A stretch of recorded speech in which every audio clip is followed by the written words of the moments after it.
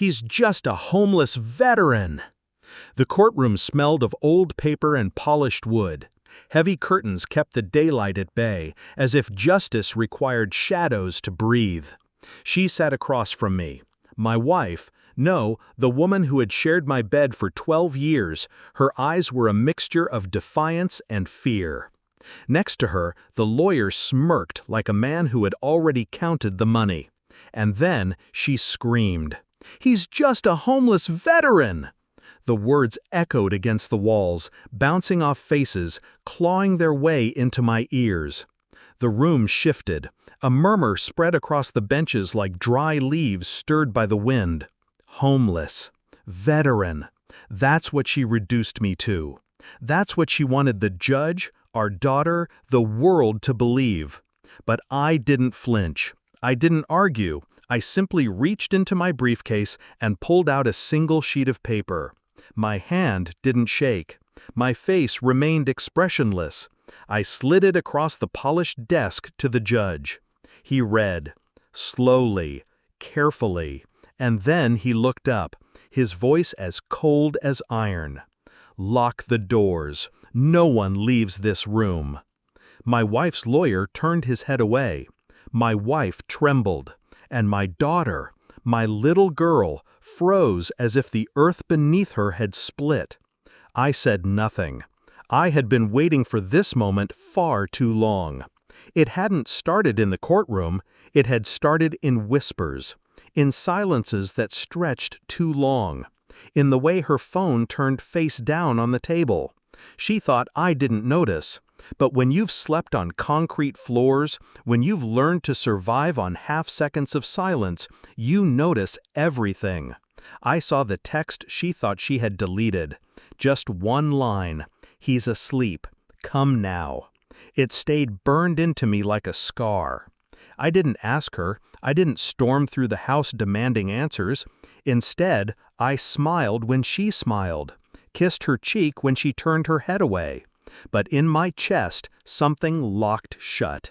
Our daughter laughed in the living room while I stood in the doorway, staring at the woman I thought I knew.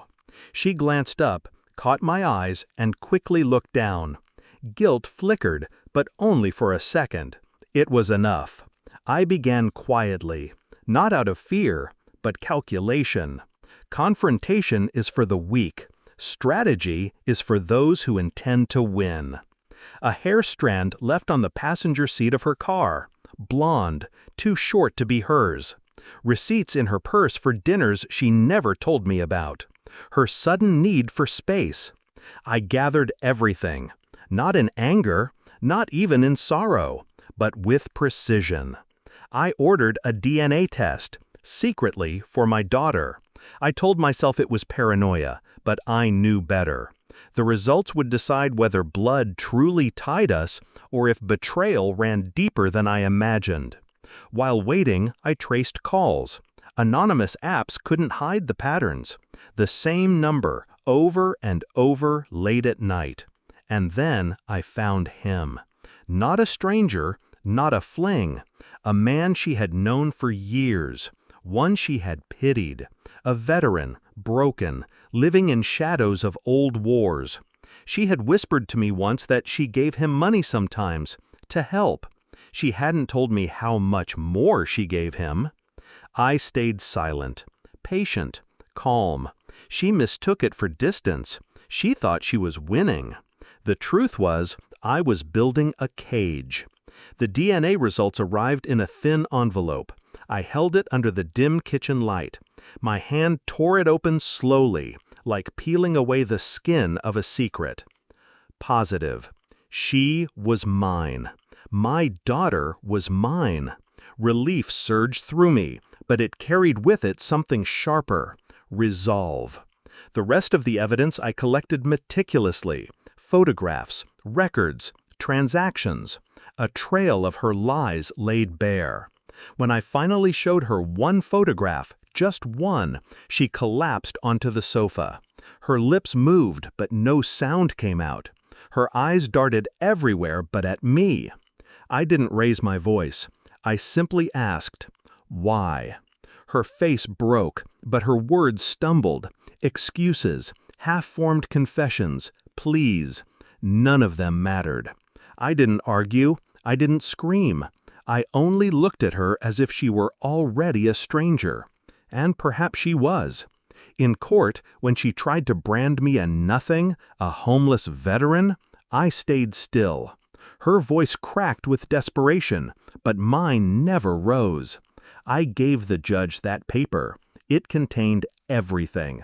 Bank transfers, messages, hotel receipts, and the worst, statements she had signed, unknowingly, when I had recorded her helping her lover with more than sympathy.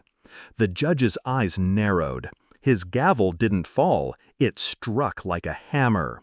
No one leaves this room. My wife's lawyer shifted uncomfortably, already defeated. My wife's body trembled as if something inside her had snapped. And my daughter, my innocent girl, looked at her mother as though seeing her for the first time. That was my revenge. Not shouting, not punishment, but silence. Truth exposed in the one place she thought she could bury me. When it ended, I didn't look back. My wife sobbed into her hands, but her tears no longer belonged to me. The lawyer shuffled his papers, avoiding my eyes. My daughter sat still, her face pale, innocence burned away by revelation. I stood, straight, calm, not a homeless veteran, not broken, not forgotten. A man who had been betrayed, but who had chosen patience over rage, evidence over emotion. As I walked past her, I whispered only once, so quietly she would never forget. You tried to bury me, but you forgot I've already lived in the grave. And then I left.